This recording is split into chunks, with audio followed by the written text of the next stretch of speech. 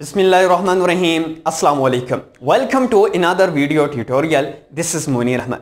Dear students, in last lecture we discussed all about one lower respiratory disorder is known as emphysema. What is emphysema? Concept, what is the etymology or meaning, causes, risk factors, treatment and symptoms we have discussed in last lectures. Now we are going to discuss another lower respiratory disorder, and the most common lower respiratory disorder is known as pneumonia. Students will able to explain after this lecture what is the concept and what is the definition of pneumonia, what are the causes, signs and symptoms, treatment and preventions of pneumonia. इस concept को समझने से पहले, pneumonia के concept को हमें सबसे पहले यह समझना होगा कि what is respiratory system and why this disorder is called lower respiratory disorder. Respiratory system क्या है? वो system जो respiratory gases को exchange करवाता है, ऑक्सीजन एंड कार्बन डाइऑक्साइड को एक्सचेंज करवाता है, उस सिस्टम को respiratory system कहता है. For example, nose, through nose air जो है, ऑक्सीजन जो है हम इनहेल करते हैं. इनहेल करने के बाद ये oxygen trachea through bronchi, bronchioles है, एल्वियोलाई तक पहुंचती है. एल्वियोलाई से पहुंचने के बाद यहां से ब्लड कैपिलरीज में ऑक्सीजन एंटर होती है, और जो ब्लड के अंदर कार्बन डाइऑक्साइड बन रही है, जो सेल्स के अंदर कार्बन डाइऑक्साइड बन रही है, और वो सेल से carbon dioxide through blood alveoli तक आ रही है. ये कार्बन डाइऑक्साइड अब यहां से रिमूव होगी एल्वियोलाई में, और एल्वियोलाई से एक्सटर्नल एनवायरनमेंट में रिलीज हो जाएगी. ये इसका नॉर्मल फंक्शन है. रिस्पायरेटरी सिस्टम का मेन फंक्शन यही है, ऑक्सीजन को एक्सटर्नल एनवायरनमेंट से इंटरनल एनवायरनमेंट मींस के ब्लड की तरफ लेके जाना, एंड ब्लड से मींस के इंटरनल एनवायरनमेंट से कार्बन डाइऑक्साइड को एक्सहेल करवाना एक्सटर्नल एनवायरनमेंट में. इसको क्या कहते हैं? रिस्पायरेटरी सिस्टम का मेन फंक्शन यह है. अब इस डिसऑर्डर को, निमोनिया को लोअर रिस्पायरेटरी डिसऑर्डर क्यों कहा जाता है? इस वजह से क्योंकि जो रिस्पायरेटरी सिस्टम है इसको टू जोन्स में हम डिवाइड करते हैं, अपर जोन एंड लोअर जोन. जो अपर जोन होता है उसमें नोज है, फेरिंग्स है, लैरिंग्स है. इससे नीचे इस जोन में अगर कोई भी डिसऑर्डर हो तो इसको हम कहते हैं this is the upper respiratory disorder, क्योंकि ये अपर रीजन में है, अपर जोन में है. अगर ट्रैकिया, ब्रोंकाई, ब्रोंकियोल और एल्वियोलाई में अगर कोई भी इंफेक्शन, डिसऑर्डर, डिजीज होती है तो हम उसको लोअर रिस्पायरेटरी डिसऑर्डर या डिजीज क्यों कहते हैं? क्योंकि ये लोअर जोन में होती है. अब कॉन्सेप्ट समझते हैं, निमोनिया क्या है. जब बाहर से जब हम एयर इनहेल करेंगे, अगर एयर इंफेक्शियस है मींस के उसमें इंफेक्शियस एजेंट्स हैं, तो वो इंफेक्शियस एजेंट्स क्या करेंगे?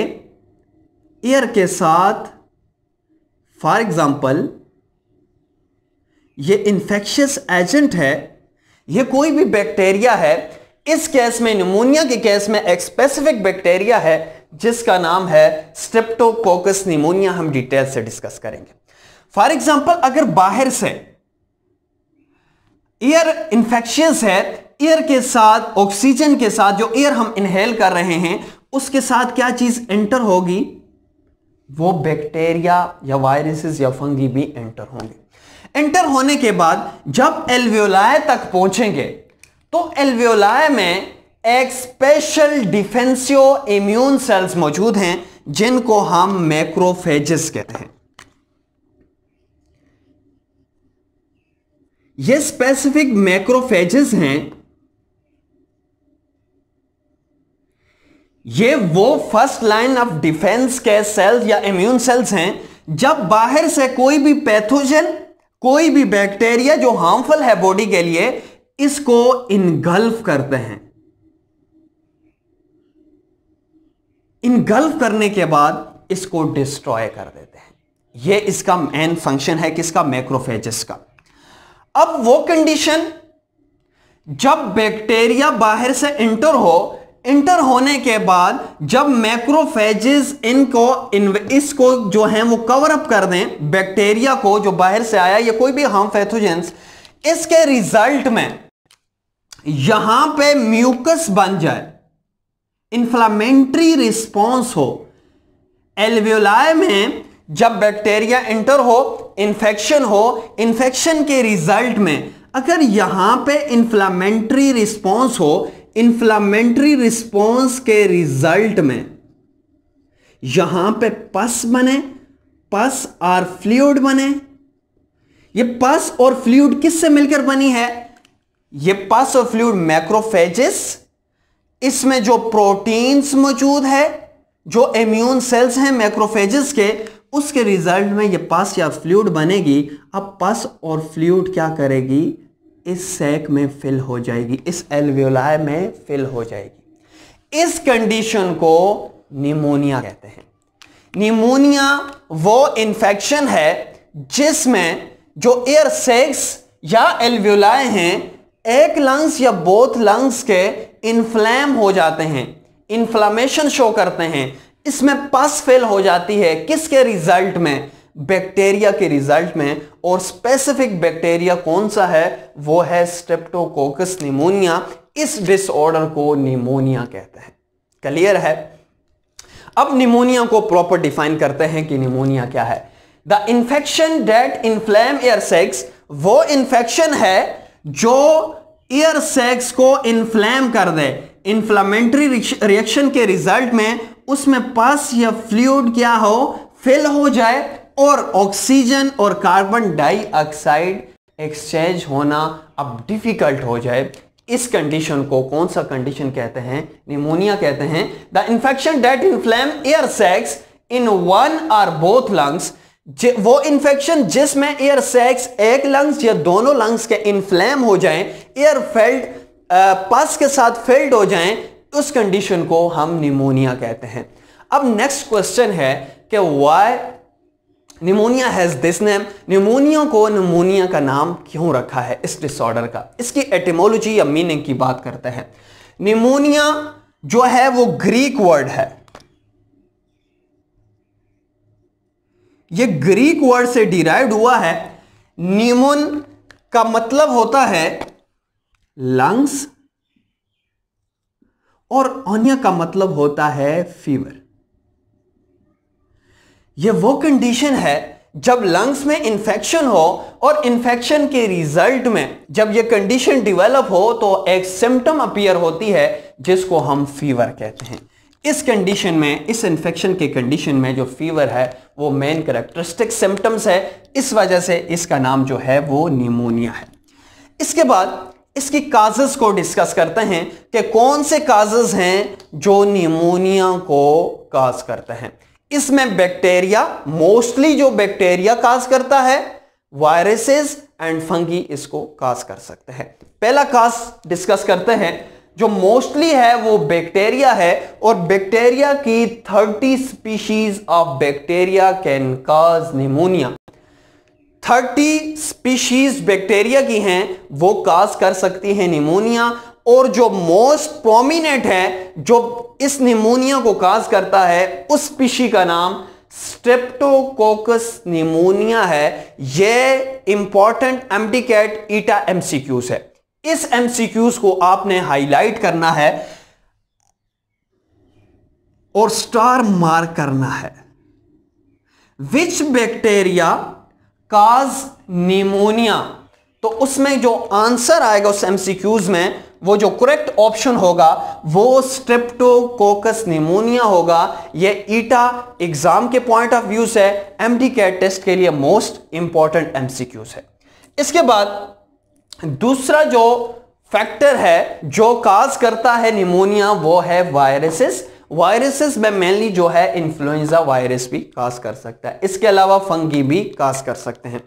इसके बाद नेक्स्ट हेडिंग डिस्कस करते हैं ट्रांसमिशन। ये कैसे ट्रांसमिट होता है, एक पर्सन से दूसरे पर्सन में ये कैसे ट्रांसफर होता है। ये मोस्टली एयर ड्रॉप से ट्रांसफर होता है। स्प्रेड बाय ड्रॉपलेट्स मोड, इसका जो स्प्रेड का मोड है वो ड्रॉपलेट मोड है।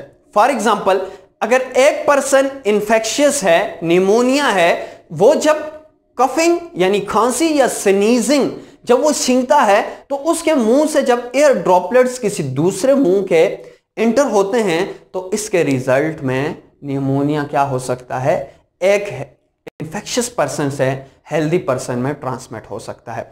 अब कॉमन साइन और सिम्टम्स को डिस्कस करते हैं जो निमोनिया में। निमोनिया की साइन और सिम्टम्स उसके काज पे डिपेंड करती हैं।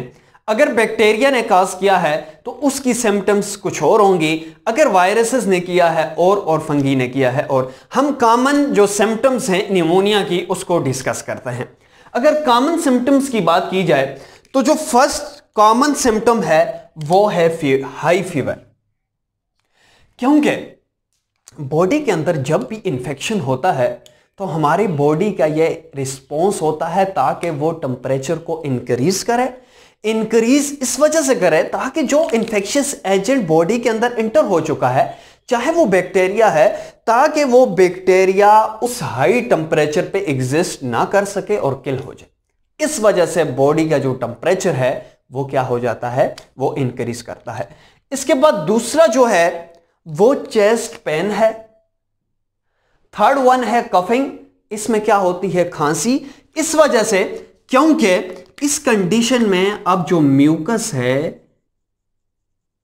यहां पे फिल हो चुका है। अब क्या करेंगे, यहां पे जो सिलिया मौजूद होंगे वो क्या करेंगे, ताकि यहां पे मूवमेंट करेंगे। मूवमेंट के रिजल्ट में जब कफिंग होगी ताकि ये ज्यादा से ज्यादा जो पस है वो बाहर की तरफ रिमूव हो। एंड नेक्स्ट है शेक चिल्स, जिसमें सर्दी लगती है और जिस्म कांपता है। इसके बाद नेक्स्ट है स्वेटिंग, पसीना। इसमें जो है हेडेक एंड मसल्स पेन होता है। इसके बाद अगर इसकी टाइप्स की बात की जाए निमोनिया की, तो निमोनिया की मेनली 3 टाइप्स हैं। एक को कम्युनिटी एक्वायर्ड, दूसरे को hospital acquired and third one को एस्पायरेशन निमोनिया कहते हैं। कम्युनिटी एक्वायर्ड का क्या मतलब है, अगर निमोनिया एक पर्सन से दूसरे पर्सन में अगर किसी भी कम्युनिटी में मौजूद है और एक पर्सन से दूसरे पर्सन में अगर स्प्रेड हो रहा है, ट्रांसमिट हो रहा है, तो उसको हम कम्युनिटी एक्वायर्ड निमोनिया कहते हैं। लेकिन अगर वो हॉस्पिटलाइज कंडीशन में है और हॉस्पिटल में अगर एक पर्सन को जो इन्फेक्शियस था उसने दूसरे को भी इन्फेक्ट कर दिया, निमोनिया काज कर दिया, तो उसको हम कहेंगे हॉस्पिटल एक्वायर्ड। और थर्ड वन है एस्पायरेशन निमोनिया। ये कौन सा निमोनिया है, जब हम फूड या कोई भी वाटर जब इनहेल करते हैं, उस इनहेलेशन के रिजल्ट में अगर ये फूड और वाटर थ्रू ट्रैकिया लंग्स के एल्वियोलाई तक आ जाए तो ये भी निमोनिया काज कर सकता है। और इस निमोनिया को एस्पायरेशन निमोनिया कहते हैं। इसको भी आपने स्टार मार्क करना है एमसीक्यूज एमडीकैट टेस्ट के लिए। मोस्ट इंपॉर्टेंट है कि एस्पायरेशन क्या चीज है। इसके बाद इसकी ट्रीटमेंट की बात करते हैं। अगर ये बैक्टीरिया ने काज किया हुआ है तो मोस्टली हम anti bacterial drugs, antiviral drugs, अगर वायरसेस ने किया हुआ है एंटी कफ सिरप यूज करते हैं ताकि क्या हो, जो कफिंग हो रही है उसमें रिलीफ मिल सके। इसके अलावा फीवर जो है वो हाई है इस इंफेक्शन की वजह से, उसको भी हम रिड्यूस करवाते हैं। Now going to summarise what we have learn today. Today we discuss one respiratory disorder known as pneumonia. What is pneumonia? Pneumonia is infections of air sacs in which air sacs inflame and show inflammatory response, and here in alveoli a pus or fluid filled the alveoli is, this condition is known as pneumonia. What are the causes or etiology of pneumonia? The main cause of this disorder is Streptococcus pneumonia, and this bacteria is most important for this disorder. And the other causes may be viruses and fungi. Then we discuss sign and symptoms: high fever, chest pain, cough, shaking, chills, sweating, headache and muscle pains are the most common symptoms of pneumonia. And then we discuss the types. mainly three types: community acquired, hospital acquired, and aspiration pneumonia. And at last we discussed treatment of pneumonia. Antibiotics are antibacterial drugs used, antiviral drugs are used, anti-cough syrup used for relief of cough, and fever reducers also used to reduce the fever. Inshallah, we will discuss in next lecture another respiratory disorder is known as tuberculosis. Now short homework for the students that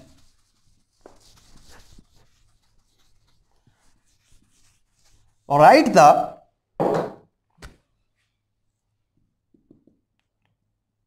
note on pneumonia.